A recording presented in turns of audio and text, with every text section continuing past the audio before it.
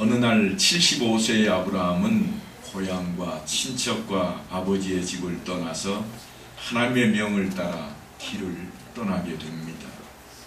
하지만 그가 갈 곳조차 알지 못했다 그럽니다. 히브리서 기자는 이렇게 그 대목을 설명하고 있습니다. 믿음으로 아브라함은 부르심을 받았을 때 순종하여 장래의 유업으로 받을 땅에 나아갈새 갈 바를 알지 못하고 나아갔으며, 갈 곳을 알지 못하고 간 것처럼 막연한 일은 없을 것입니다. 마침내 그는 가나안 땅에 도착했고, 가나안 한 성읍인 세겜성 근처 상수리 나무 아래에서 잠시 여정을 푼 후에 하나님께서 그 아브라함에게 나타나십니다. 그리고 한 말씀을 하십니다. 내가 이 땅을 내 자손에게 주리라. 이것이 창세기 12장 7절의 말씀입니다. 내가 이 땅을 너의 자손에게 주리라. 지금 열심히 하나님의 말씀을 듣고 그대로 순종하고 고향과 친척과 아버지의 집을 떠나서 왔는데, 그래서 이제 드디어 가나안 땅에 도착을 했는데 하나님께서 그에게 하는 말씀이 뭔가 하면, 이 땅을 내가 너의 자손에게 주리라 하는 약속입니다. 하나님의 임재하심, 하나님께서 그에게 강림하셔서 주신 아주 귀하고 복된 말씀입니다. 그래서 그 말씀을 듣고 아브라함은 그곳에 단을 쌓고 하나님께 감사의 예배를 드렸다. 우리는 지난 시간에 그 대목을 살펴보았습니다. 그런데 여러분, 좀 이상한 생각이 들지 않으십니까? 이 땅을 왜 내 자손에게 주신다고 그럴까? 기왕이면 나한테 주셔야지. 나한테는 주신다고 안 하고 네 자손에게 주마. 그렇게 말씀을 하십니다. 이 가나안 땅이 만약에 약속의 땅이라면 마땅히 지금 아브라함에게 주셔야 할 것인데, 아브라함이 그 멀고 먼 길, 오직 하나님의 말씀만 순종하고 떠나와서 천신만고 끝에 지금 세겜 땅에 이르렀는데 하나님께서는 자손에게 주겠다고 그럽니다. 순종은 곧 축복이라 그렇게 배웠는데 좀 이상해 보입니다. 왜 지금 주겠다고 안 하시고 그 자손에게 주겠다 그러실까요? 우리는 아브라함의 행적을 조금 더 쫓아가 봐야만 그 뜻을 알 수가 있게 됩니다. 얼마나 지났을까? 아브라함이 머물고 있던 그 가나안 땅에 기근이 왔습니다. 우리나라야 기근이 와도 그저 지하수 파서 지하수만 가지고 농사를 지어도 얼마든지 지을 수가 있을 것입니다. 그러나 지금 아브라함이 가 있는 이 가나안 땅, 그것도 지금으로부터 3000년도 넘는 그때의 가나안 땅에는 지하수가, 우리가 생각하는 그런 지하수가 없습니다. 그저 샘에서 나오는 물 말고는 하늘에서 떨어지는 빗방울 외에는 없는 겁니다. 여러분이 잘 아시고 들었던 바와 같이 이스라엘 땅의 농사법은 이슬을 가지고 농사를 짓는다 그랬습니다. 다시 말씀드리지만 비가 흔하지 않은 땅입니다. 여름날 우리나라에 소낙비 한 차례 세차게 내리고 나면 만물이 푸르름으로 가득 채워진 것처럼 이스라엘도 그와 같습니다. 그런데 1년 내내 내릴 비를 다 모아 놓아야 우리나라 한 번 소낙비 올 정도입니다. 그러니까 물이 얼마나 귀한지 모릅니다. 기근이 들었다 이 말은 사실은 별다른 이야기가 아닙니다. 그냥 찾아오는 겁니다. 아브라함은 지금 무슨 일을 하면서 옮겨가고 있는가 하면 목축을 하면서 옮겨 다니고 있습니다. 양치기를 하면서 옮겨 다니고 있는데, 가뭄이 들었다 그 말은 땅이 말랐다 이런 정도가 아니고요, 풀이 없어졌다 이런 의미입니다. 제가 전에도 한번 설명을 드렸을까요? 푸른 초장에 할 때 그 초장이 어떤 곳을 이야기하는가 하면 우리나라 잔디밭쯤으로 생각하시면 안 됩니다. 저 건너편에 있는 풀밭으로 오해하시면 안 돼요. 그들의 푸른 초장은 듬성듬성 푸른 풀이 있어서 여기에 모여서 양들이 뜯고 몇 발짝 옮겨가서 풀폭이 뜯는 그런 정도가 푸른 초장입니다. 그들에게 가장 많은 풀이 있을 때는 약간 지금 시간이 지났는데 5월쯤입니다. 그래서 5월쯤에는 그들에게도 비가 한바탕 내리고요, 그래서 온 땅이 모두 때는 이때다. 그래서 이때에 풀도 다 싹을 내고 꽃들도 만발을 합니다. 이때가 지나버리면 다 말라 비틀어져 버립니다. 비쩍 말라서 우리가 생각하는 그런 잔디밭은 없습니다. 그런 땅에 지금 아브라함이 가 있습니다. 그러니까 가뭄이 찾아올 것은 당연한 이치입니다. 가뭄이 들었으니 어떻게 할까요? 아브라함이 살 길을 찾아서 강이 있는 곳을 찾아 내려갑니다. 어디까지 갔는가 하니까 성경에 보면 애굽 땅까지 내려갔다 그랬습니다. 그런데 길을 가다가 내려가다가 가만히 생각을 하니까 슬그머니 두려운 마음이 듭니다. 왜 그랬는가 하면 창세기 12장 11절로 13절에 보면 이렇게 기록을 해 놓았습니다. 내가 알기에 그대는 아리따운 여인이라 애굽 사람이 그대를 볼 때에 이르기를 이는 그의 아내라 하여 나는 죽이고 그대는 살리리니 원하건대 그대는 나의 누이라 하라. 그러면 내가 그대로 말미암아 안전하고 내 목숨이 그대로 말미암아 보존되리라. 오늘 본문 말씀 바로 앞에 있는 내용입니다. 사라가 너무 예쁜 것도 문제인가 봐요. 말은 지금 아브라함이 자기 아내를 이쁘다고 칭찬하는 것처럼 들려지고 있지만, 그래서 예쁘다고 붙이고는 있지만은 사실은 자신을 위해서 희생하라고 그러는 겁니다. 당신 이제부터 내 누이 동생이라고 그러고 내가 뭐라고 그러면 그렇게 대답을 해라. 그러면 나는 오레비 행세를 해서 내 목숨도 건지고 내가 뭔가 좀 얻어보겠다, 그런 이야기입니다. 당대에는 전에도 말씀드린 것처럼 나라가 형성이 되어 있지를 않습니다. 그러니까 힘이 센 사람이 주인이고 힘없는 사람은 항상 당하는 그런 시대입니다. 아직 아브라함에게 힘이 없습니다. 연약합니다. 아브라함과 그의 조카 롯과 그리고 부리는 종들 몇 사람뿐입니다. 그래서 그가 생각해낸 것이 바로 그것입니다. 그런데 아브라함이 생각하고 두려워했던 일이 끝내 일어나 버리고 맙니다. 그 땅에 사는 사람들이 사라를 탐을 냈기 때문입니다. 그래서 아브라함은 미리 짜놓은 각본대로 진행을 했습니다. 그래서 어떻게 되었는가? 사라가 드디어 바로 왕의 후궁으로 궁전에 들어가게 된 겁니다. 그때에는 왕이 한마디면 모든 것이 끝나버리는 때입니다. 왕의 신하들이 야, 예쁜 여인이 있다 한마디 했더니 왕이 당장 데려와라. 그래서 데려온 거예요. 데려와서 어떻게 됐는가? 후궁이 되어버린 겁니다. 그 덕에 아브라함은 어떻게 됐는가?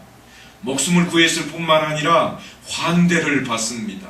많은 가축까지 선물로 받게 되었습니다.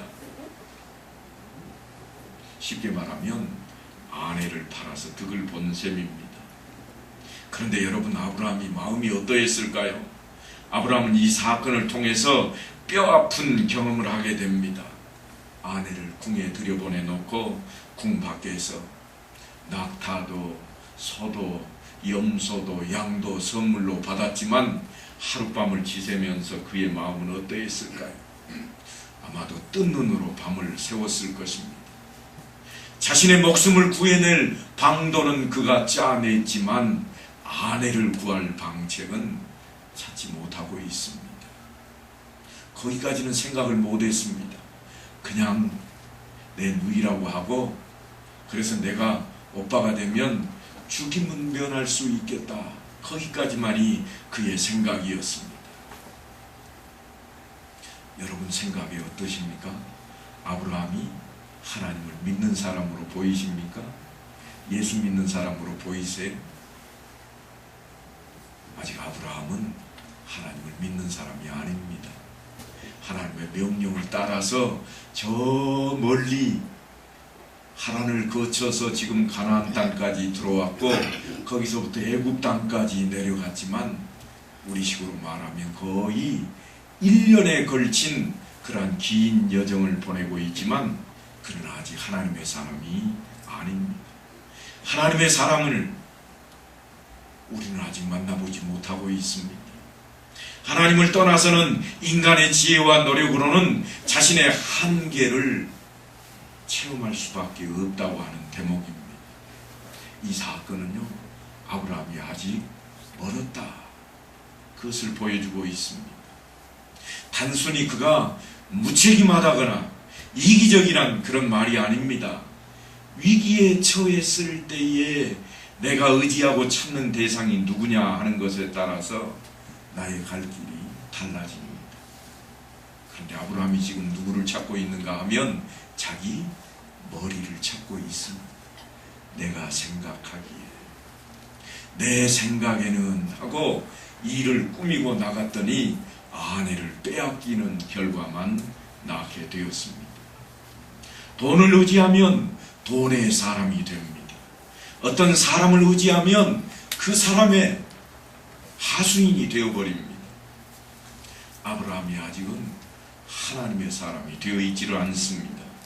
그런데 놀랍게도 곤경에 처해 있는 그 아브라함을 하나님께서 구해주십니다.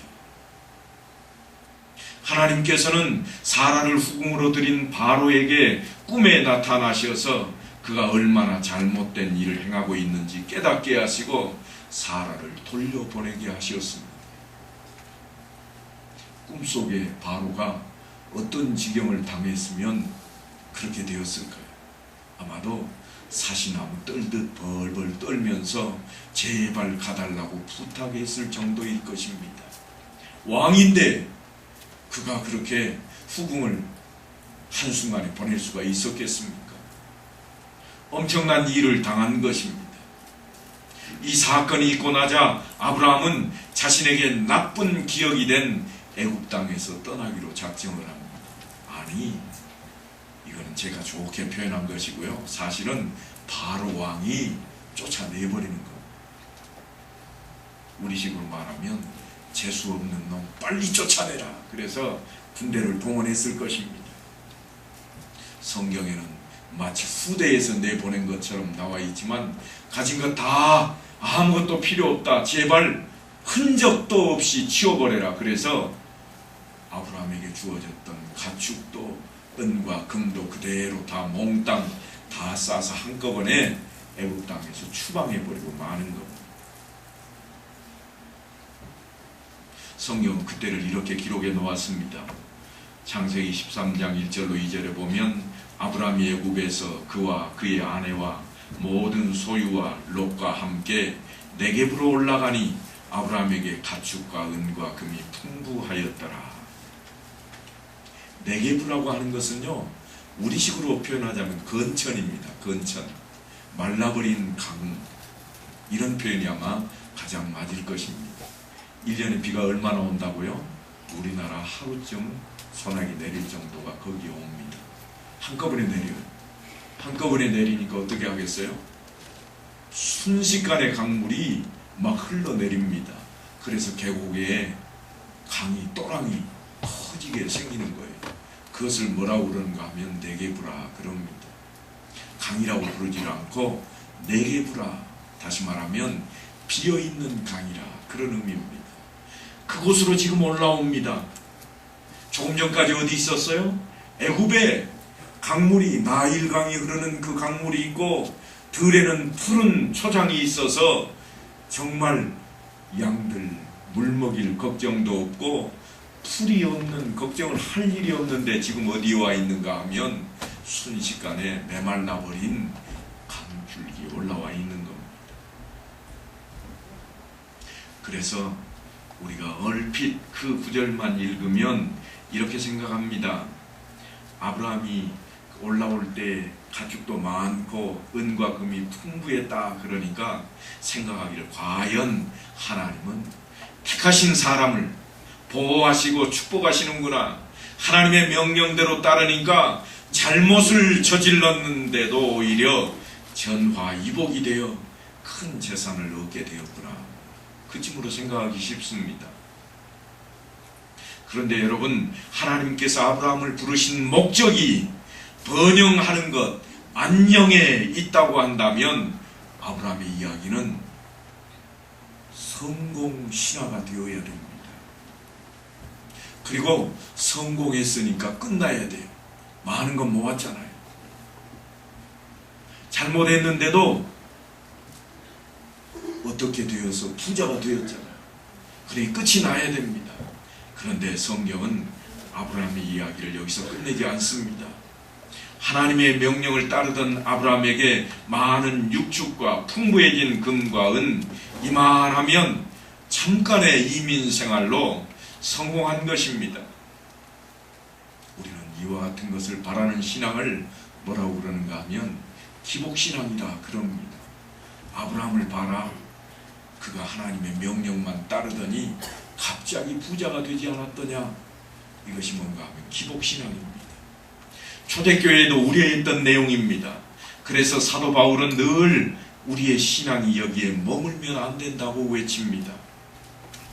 우리가 흔히 사랑장이라고 이야기하는 고린도전서 13장의 사랑에 대한 결론 부분을 가는 그 길목에 뭐라고 되어 있는가 하면, 내가 어렸을 때에는 말하는 것이 어린아이와 같고 깨닫는 것이 어린아이와 같고 생각하는 것이 어린아이와 같다가 장성한 사람이 되어서는 어린아이의 일을 버렸노라.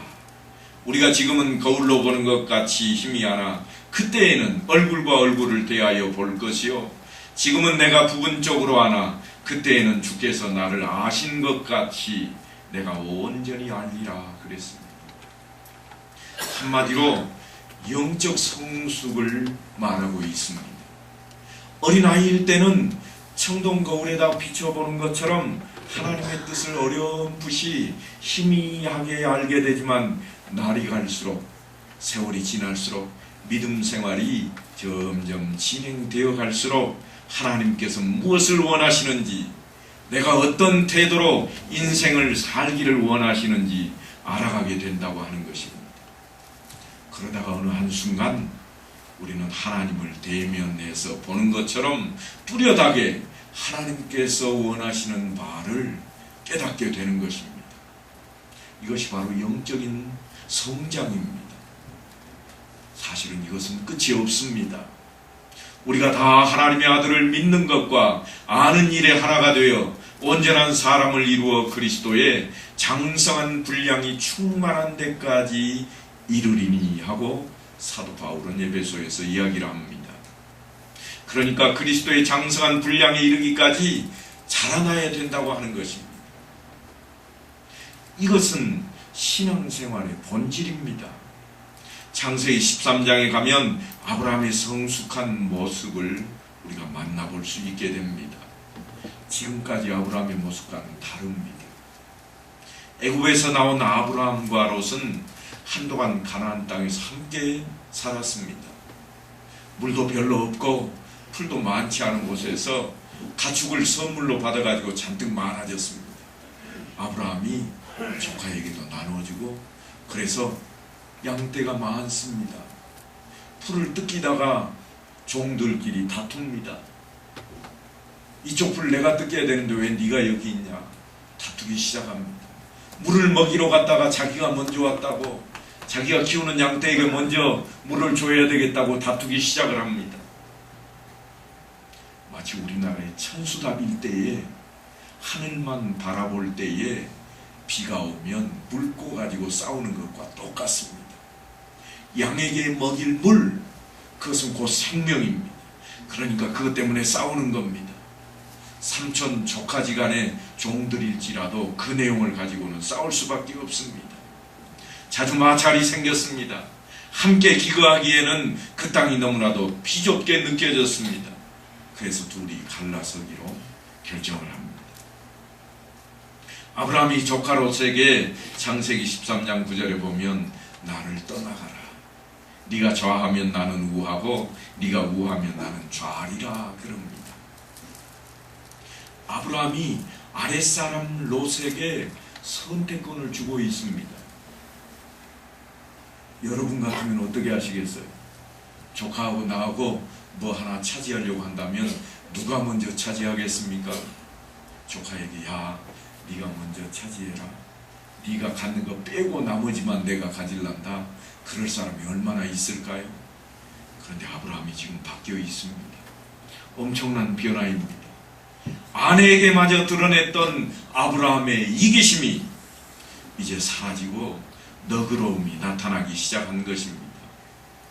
아마도 아브라함의 삼촌의 뜻밖의 제안에 롯은 깜짝 놀랐을 것입니다. 그리고 눈을 들어서 멀리 내다봅니다. 어디가 좋을까? 이쪽으로 갈까? 저쪽으로 갈까? 그런데 저 언덕 너머에 있는 곳을 바라다 보니까 푸른 숲이 보입니다. 그 옆을 보니까 강물이 흘러갑니다. 그래서 롯이 삼촌에게 나는 저곳을 택하겠습니다. 푸른 초원이 펼쳐진 풍요로운 땅 소돔과 고모라를 그가 차지하게 되었습니다. 이미 롯은 애굽 땅에서 그 풍요로운 땅을 보았던 터입니다. 여호와의 동산 같고 애굽 땅과 같아 보인 소돔과 고모라, 그곳에는 강물이 흐르고 풀밭이 푸르름이 드러나 있습니다. 아마도 애굽을 떠나올 때 롯은 삼촌에게 못마땅했을지도 모릅니다. 삼촌이 그 잘못만 안 했으면 우리가 애굽 땅에 있을 수 있었는데 거기서 그냥 살았으면 얼마나 좋았을까. 재산도 늘었을 거고 가축도 많아졌을 것이고 물도 넉넉하고 얼마나 살기 좋은 땅인가. 가뭄이나 기근은 생각도 안 해야 될 터인데 그런 마음이 왜 없었겠습니까? 그래서 다시 가나안 땅으로 돌아오면서 내내 삼촌이 마음에 안 들었을 것입니다. 불평과 불만이 있었을 겁니다. 그래서 삼촌이 네가 떠나가라 하는 말에 금방 찬성하면서 소돔과 고모라 땅을 향해서 자기 종들을 데리고 양과 가축들을 끌고 잽싸게 도망치듯 가버리고 맙니다. 꿈에 그리던 애굽과 같아 보이는 그 땅, 그곳을 택한 것입니다. 그러나 여러분, 롯이 택한 소돔과 고모라는 결코 에덴 동산이 아닙니다. 그저 그렇게 보였을 뿐입니다. 그래서 우리에게 사물의 중심까지도 꿰뚫어보는 통찰력이 필요하다고 사도 바울이 외치고 있는 것입니다. 영적인 통찰력이 없었던 롯은 그의 식솔들과 함께 애굽처럼 보이는 에덴 동산처럼 보이는 그것을 향해서 떠났습니다. 그렇게 떠났던 롯이 잘 살게 되었을까요? 우리는 이미 그 결과를 잘 알고 있습니다. 그 후에 롯의 인생은 지울 수 없는 얼룩으로 더럽혀집니다. 얼마 안 돼서 그 지역의 부족들 간에 벌어진 전쟁에 휘말리고 맙니다. 그리고 포로로 잡혀가 버립니다. 간신히 삼촌의 도움으로 구출되었지만 고난은 끝나지 않았습니다. 소돔과 고모라 땅이 하나님의 심판을 받을 때에 하나님의 경고를 무시하고 뒤를 돌아다 봤던 롯의 아내는 소금 기둥이 되어버리고 말았습니다. 비극은 거기에서 끝나지도 않습니다. 본토 친척 아비집에 떠나 하나님이 지시하는 곳으로 아브라함과 함께 떠나왔지만 풍요로운 땅을 찾아 나섰던 롯은 나락의 세계로 떨어지고 말았습니다. 우리에게 영적인 성숙이 요구되는 대목입니다. 하나님의 명령을 그도 받았고 그도 따라왔습니다. 물론 아브라함이 명을 받고 아브라함이 떠나왔습니다만 그도 아브라함과 함께 했기 때문입니다. 사랑하는 성도 여러분, 저도 교회에 출석하고 있고 여러분도 교회에 출석하고 있습니다. 그러나 우리가 아브라함과 같은가 아니면 롯과 같은가 하는 것은 우리의 행동 여하에 달려 있습니다.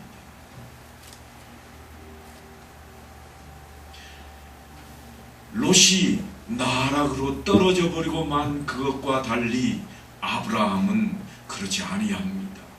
그 좋은 땅, 물이 흐르고 푸른 초장이 있는 애굽을 뒤로 하고 아브라함이 왜 가나안으로 올라왔을까요? 그저 바로왕이 쫓아내면 그 주변으로 좀 멀리 도망쳐버리면 그만일 것인데 왜 하필이면 가뭄이 있던 그 땅으로 아브라함이 돌아왔을까요? 그것은 가나안 땅을 그의 후손에게, 자손에게 주리라 약속하셨던 하나님의 약속을 믿었기 때문입니다. 그가 비록 잠시 애굽에 가 있었지만 그 사건을 통해서 아브라함은 하나님의 약속을 기억해낸 것입니다. 내 후손에게 하나님이 그 땅을 주시기로 약속했으니 내가 그곳으로 돌아가야 되겠다고 하는 것입니다. 사람이 떠난 자리는 크게 남는 법입니다. 그래도 피부치인데 롯을 떠나보내고 홀로 남은 아브라함에게는 서글픔과 적막함이 몰려왔을 것입니다. 그의 마음을 아시기라도 하듯이 하나님께서 조용히 그를 찾아오십니다. 오늘 본문의 내용을 보면 너는 눈을 들어 너 있는 곳에서 북쪽과 남쪽 그리고 동쪽과 서쪽을 바라보라. 보이는 땅을 내가 너와 내 자손에게 주리니 영원히 이르리라 하고 약속하는 이 내용을 기억하게 만들어냅니다. 물론 이 약속의 말씀은 13장에 가면 나옵니다만 아브라함이 왜 이것을 상상해낼 수 있는가 하면 다름 아닌 하나님께서 내 후손에게 이 땅을 주리라 약속하는 것을 붙잡았기 때문입니다.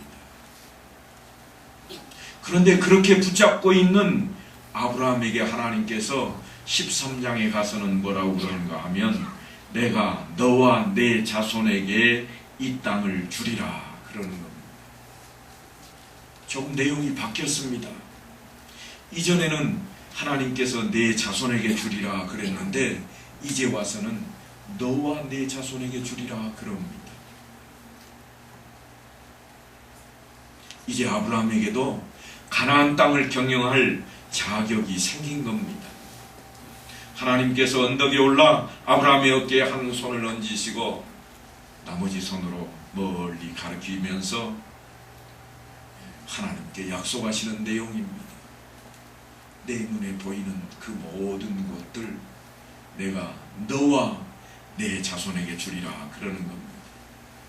아마도 그때에는 서쪽 하늘에 노을이 져서 아름답게 물들고 어디선가 한 줄기 시원한 바람이 불어와서 마음을 풍요롭게 하고 있었을 것입니다.